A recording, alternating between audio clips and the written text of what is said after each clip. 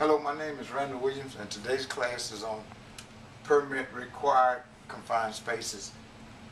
OSHA Regulation 29 CFR 1910.146. Confined spaces are spaces that may be harmful to entrance. Confined spaces are enclosed with limited access, such as storage tanks, vessels, silos, storage bins, hoppers, and pits. Some confined spaces require permits due to potential hazards. These spaces are known as Permit Required Confined Spaces. Permit Required Confined Spaces are confined spaces that are required permits when they have hazardous atmospheres such as unbreathable gases which may be present but not visible. These unbreathable gases can cause suffocation and can result in death, such as H2S, a highly toxic gas in the oil field. Permit required confined spaces, this is an example of one. This is a frac tank. This is used out in the oil field for storing water and sometimes oil. Managing the hazard of a permit required space, an employer must show the employee in writing where the confined space in question is safe to enter. Forced air, such as CO2, can be used to remove hazardous atmosphere from the confined space. A confined space has to be continuously monitored if someone is entered it, and make sure that the atmosphere doesn't change.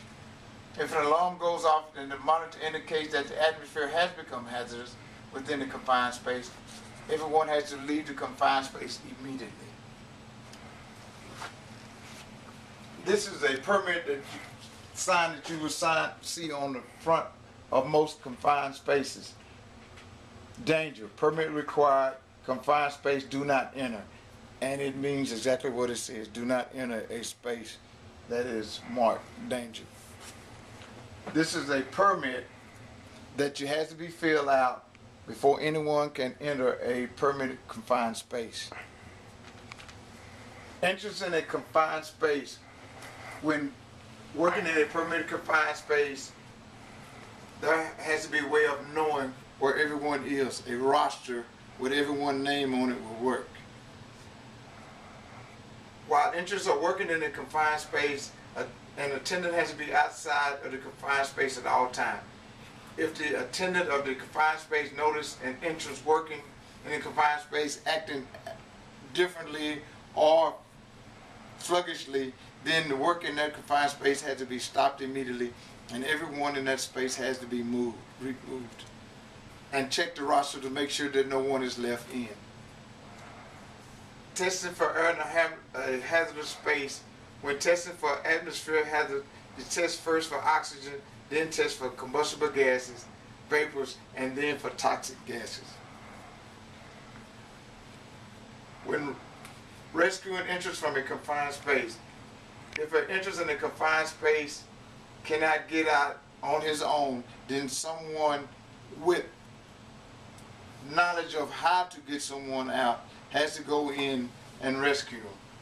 The rescue person has to wear special equipment such as a harness with a tagline long enough to pull him out if he goes down.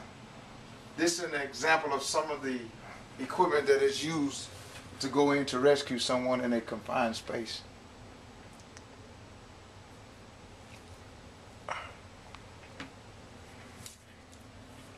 Confined spaces are very dangerous, and they have to be taken very seriously. Do not enter any permitted confined space on your own.